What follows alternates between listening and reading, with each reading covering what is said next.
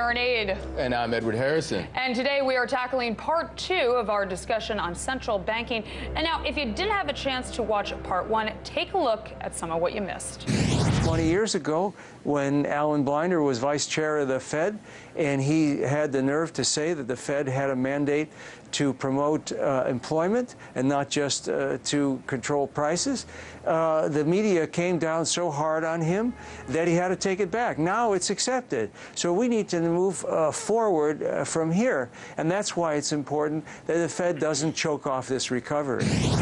Question of regulation, I agree with much of what Mark said, but I would say go further and say I actually think the institution that's done best on banking regulation in the U.S. over the last several decades has been the FDIC. Peter, I just want to tell you we have 30 seconds. Well, sorry, we got to get out hard, but we want to hear what you have to say.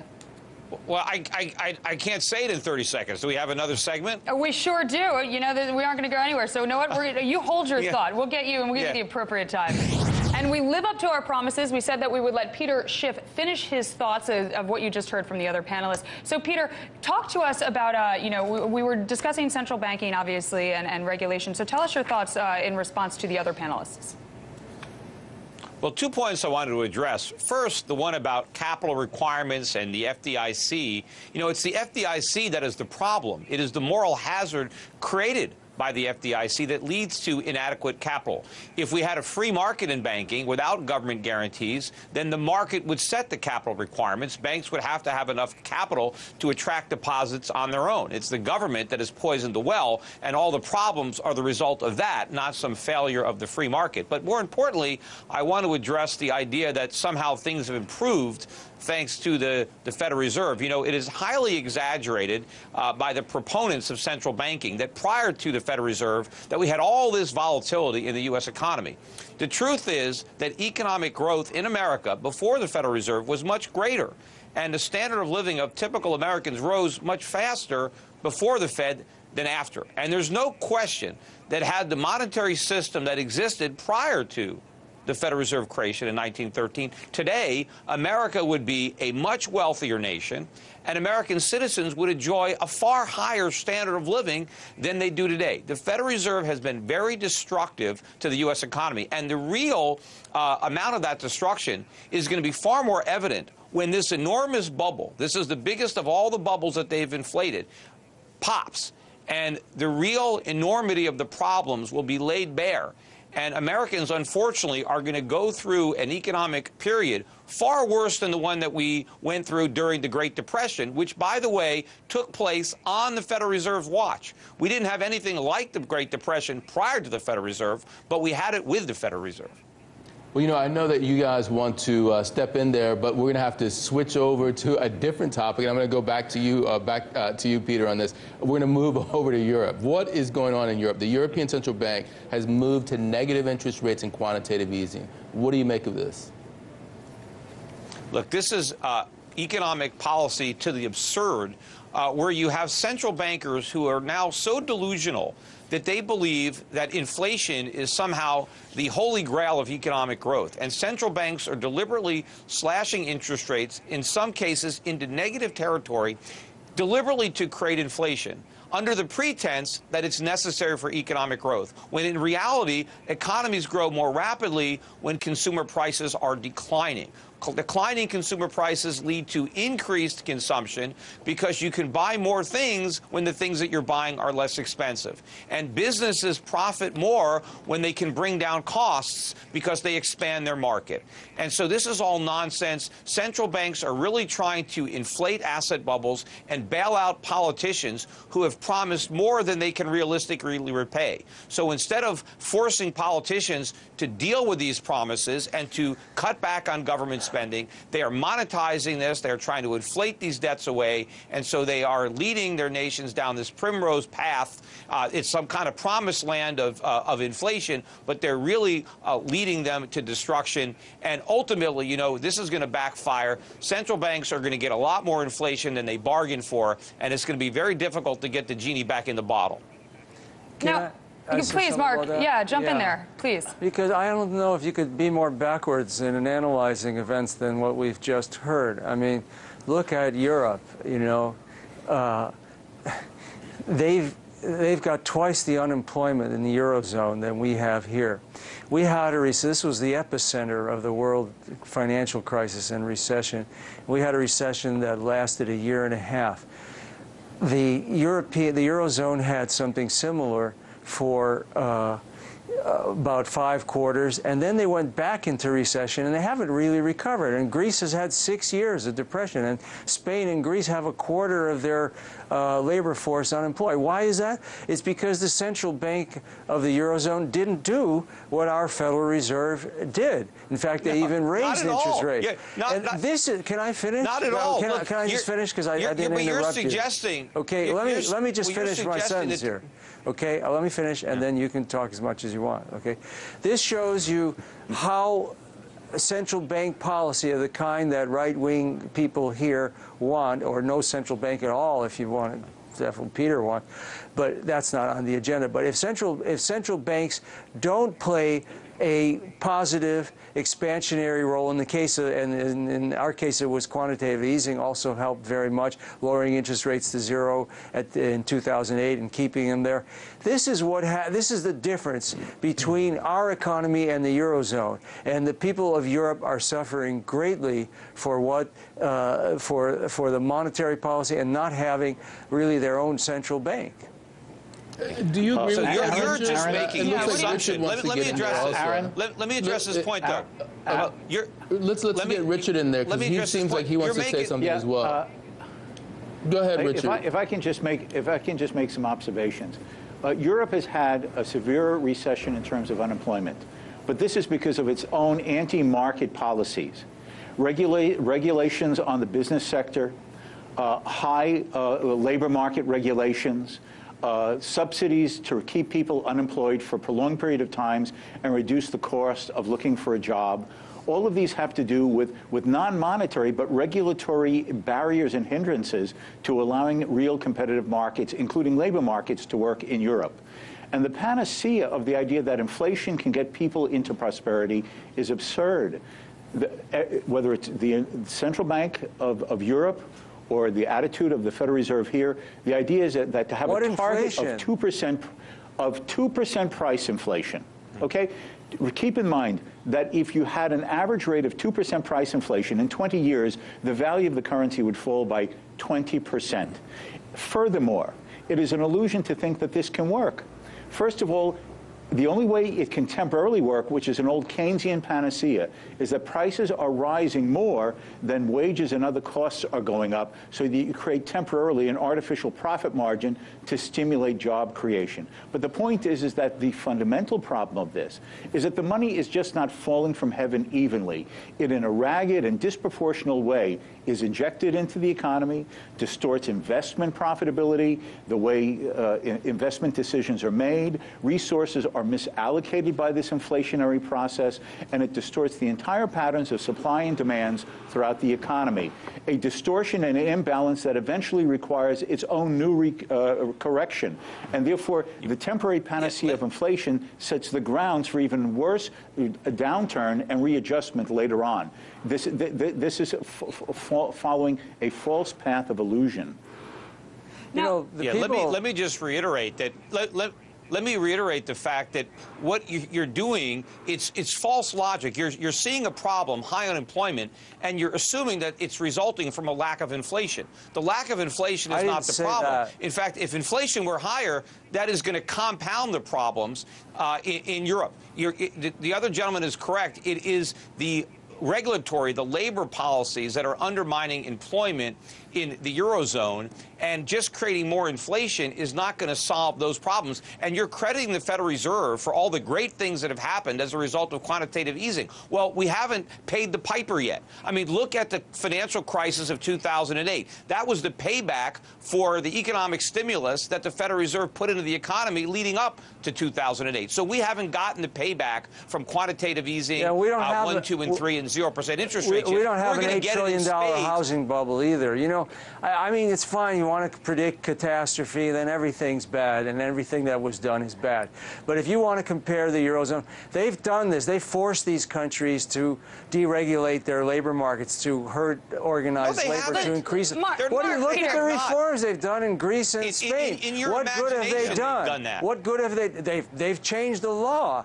They've laid off a fifth of the public sector labor force in Greece. Okay, they've thrown people off. Mark, I got to cut you off there because I want to go to the Switzerland of this panel, Mr. Marshall Arabak. This question's going to you, buddy.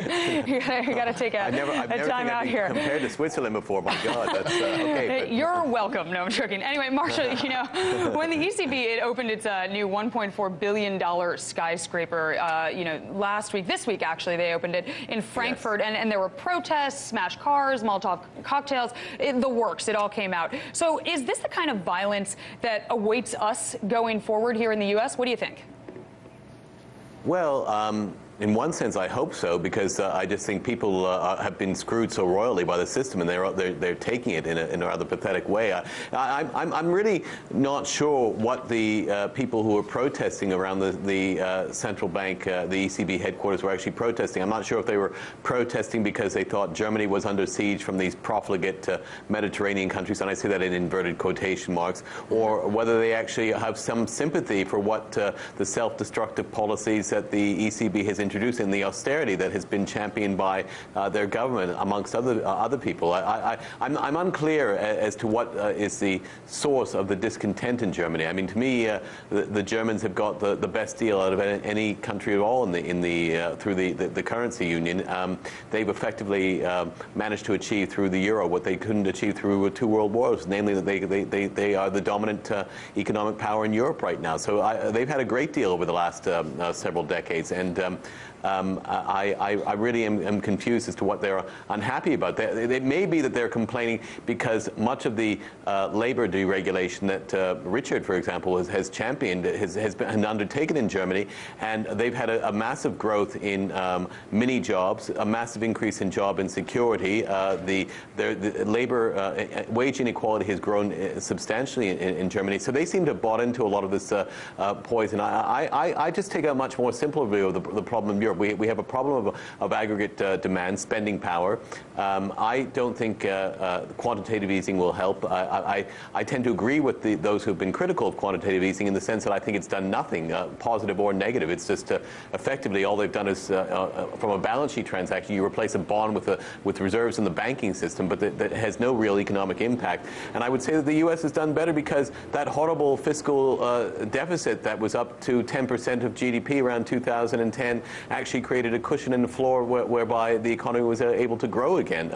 In Europe, they've pursued very, very self-destructive, scorched earth austerian policies. It's the economic equivalent of medieval bloodletting, and I think that's why they have the problems there. I think the central bank in Europe has played a role insofar it has championed that austerity ideology. But it's been no better, no worse. They've enforced it too. They've played a huge role. Yeah, no, I agree. In enforcing the fiscal austerity on these countries. Yes, that's right. They've implied that they would backstop the bonds on condition if they actually guys actually imposed fiscal austerity. Although the only country that's actually come under that program, so to speak, has been Greece, much to their misfortune. So I agree. They've been very, very culpable. But I'd probably be less praiseworthy of the Federal Reserve in the sense that I don't really think that they had much to do with the recovery. I would say it had much more to do with the fiscal policy response that came in the U.S., and which you haven't had in Europe. And I think that's what. Unfortunately, guys, we're going to have to go to break. But when we come back, we're going to finish this discussion up, and we're going to widen it out to other parts of the Eurozone. Absolutely. And like Ed said, time now for a quick break. But don't go anywhere because this wonderful group of panelists, they're sticking around to continue our central banking discussion. So stick around as well. I think the shutdown's pathetic, Larry. We shouldn't have to pay taxes then, should we? Good idea, Jesse. But have no fear, because the billionaire oligarchs are here. What if there were a country in which the government operated outside of constitutional rule? 40% of the food that we produce in the country never makes it into our mouths. How much fallout do you think this is going to create for the CIA? Do you think this is what's triggering the crisis? America's the largest economy in the world. It's also the largest debtor nation in the history of the world. I need to know what to be terrified of. There is nothing scarier than not knowing what to freak out about. One minute they were working toward the American dream, the next they were just trying to survive the night. It's time for Americans and lawmakers in Washington to wake up and start talking about the real causes of poverty in America.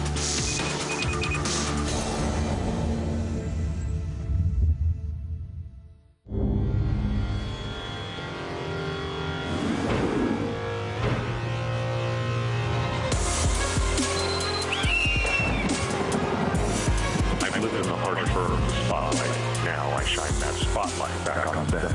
I can change your mind. Because in a mad world, only bold make it. Actions speak louder than words. And in a world where words mean nothing, I'm watching.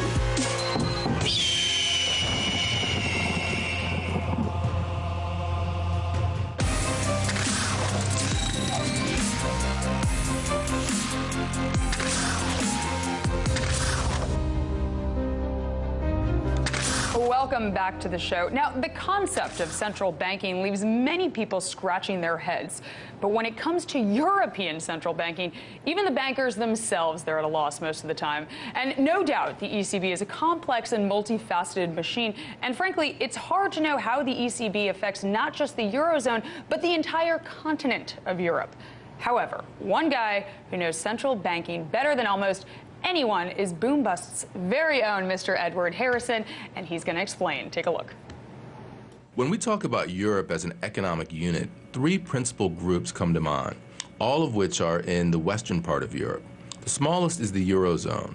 That is the group of 19 countries which constitute members of the single currency that legally began in 1999 and began to circulate as banknotes and coins in 2002. All of the Eurozone members are members of the European Union, a group that has roots in the European coal and steel community formed in 1952. The EU, as this group is known for short, is a 28-member body which promotes European integration, still seen by many as a bulwark against the extreme nationalism that devastated Europe in two 20th century wars. The EU is part of a still larger group called the European Economic Area, which has been ratified by all of the EU members and 4 members of the European Free Trade Association, Liechtenstein, Switzerland, Iceland, and Norway. Here's the thing. While the European Central Bank makes policy for the Eurozone, because of the integration of the EU and the EEA, or the EFTA, it has a significant impact on all of Western and Central Europe. For example, a flashpoint happened this past year involving the Eurozone, Switzerland, and Denmark. Switzerland's currency is considered a safe haven, so when the European Central Bank signaled easy monetary conditions, money flocked to the Swiss currency. The Swiss franc became such a strong currency that Swiss exporters complained, and the Swiss National Bank acted, setting a floor between the Swiss currency and the euro, under which the euro could not fall in value. But this policy became politically unsustainable, and the Swiss franc appreciated as much as 40%. At that point, Denmark entered the picture, as Denmark has pegged its currency to the euro and euro precursors for 35 years. The Danes lowered interest rates 4 times, taxing deposits 0.75% to make their currency less attractive, and that's where we stand now. But the speculative pressure is still there. In Europe, it's not just about the euro and the Eurozone. There's a lot more going on behind the scenes. So given all of that, Richard, Sweden, they've also lowered their rates to minus 0.25%, and they're doing quantitative easing to boot. Do you think that the ECB has started a currency war that has trapped Denmark, Switzerland, Sweden, Poland, and the whole rest of the economies of Europe? It certainly has the feel of that. The European Central Bank has clearly chosen to try to undertake an artificial stimulus of the Eurozone, with the belief that depreciated currency is the way to raise profit margins and create job opportunities. Besides the fact that this is a false panacea domestically within the Eurozone itself, as I explained earlier, inflation occurs in a very ragged way. It distorts prices, wages, the relative profitabilities, brings about a mismatching and a misallocation of resources among different parts of the economy, all of which will require a correction later on. But it also has a spillover effect of the value of that currency vis-a-vis the currencies of other nations or other regions. And that brings about distortions and imbalances between the imports and exports of different countries, all of which will require a correction once these monetary manipulations either stop or slow down. So all of this originates from the idea that governments know with wisdom and ability of how the monetary system should be managed to try to supposedly steer the economy towards full employment and economic sustainability, when in fact they don't. Only markets can do that, not the heavy hand of government. But as long as governments believe they can, and there are their monetary managers who have the hubris of thinking that they should, this type of instability will occur, and we'll continue on this roller coaster of booms and busts. You know, Mark, I want to ask you, are currency wars, actually kind of a good thing because they allow monetary easing and easy monetary policy? Every country can do it at the same time. So, everyone's on the same playing field, no? Well, currency wars themselves aren't really good. I mean, preferably you'd have some kind of system where you wouldn't have this kind of competitive depreciations or devaluations. But if you have an overvalued currency like the United States has had for, decades, it really does cost you. I mean, we've lost millions of manufacturing jobs in large part because of that, and that affects the whole wage structure. You can say, well, we don't care about manufacturing jobs, but the workers who lost those jobs, they got really much lower paying jobs on average, and unions were broken, and the whole wage structure of the United States and inequality, and the income distribution changed very negatively, partly because of our overvalued currency. It causes other problems as well. I mean, it's one of the reasons we have these bubbles, because you have a permanent or for many, many years, almost all years, going back to the 70s, you have trade deficits, sometimes very large, and something has to make up for that lack of aggregate demand that you're losing through the trade deficit. And in the last 20 years, we've mostly done it through this bubble growth that everybody else is complaining about. So that is one of the fundamental misalignments of the U.S. economy, is definitely our currency. Peter, I want to ask you quickly, how far into negative territory can a Denmark or a Switzerland take interest rates to prevent the hot money from flowing into their markets? Into markets in general? I don't know, but these policies are self-destructive. Any country that fights a currency war loses. The object is to inflict pain on your own people. They need to stay out of it. And, it's doing a lot of harm to these economies because it distorts resource allocation. It influences decision-making, retards real economic growth. I disagree with the statement that quantitative easing has not harmed the U.S. economy. It has done immeasurable harm. We're going to find out how much when the bubble bursts. But the reason that we haven't enjoyed legitimate economic growth, yeah, but it actually harmed it. The reason we haven't had real economic growth in this country is because of the Fed. The average American has seen a substantial degradation in his standard of living. We have economic growth that is created by statisticians. It's not real growth. It's just spending borrowed money, and a lot of it has to do with assuming that there's no inflation when in fact there is, because nominal GDP has been extremely low for the past 4 or 5 years, and it's only because we pretend that there's no inflation that it looks like the economy is growing, but it's not legitimate growth. It's just the spending of borrowed money. The debt has grown a lot faster than the economy. Now, before we wrap the show, I want to actually take some questions that were sent in by viewers and they were posted online, and we want to give these questions to our panelists, and we're going to throw it over to Bianca. So what do the viewers want to know, Bianca? Tell us. They certainly had a lot of questions for our guests. The first one, I believe, is from Facebook.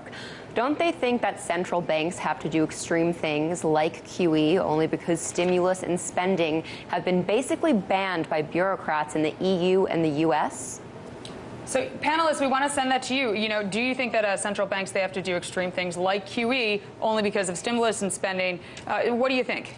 I think that's partly true. No, absolutely. You know, two wrongs don't make a right. Look, governments can't stimulate the economy by spending money, and central banks don't stimulate by creating money. What stimulates the economy is shrinking the size of government, so it's a smaller burden. We need more production. We need more savings and investment, legitimate savings and investment, not speculation. And governments interfere with that process, and so do central bankers. Bianca, give us another one. What have other people written in? Let's just get another question here, guys. Okay, all right. Second one. The central bank should have one mandate only, that it is stability, which includes the regulation of financial companies.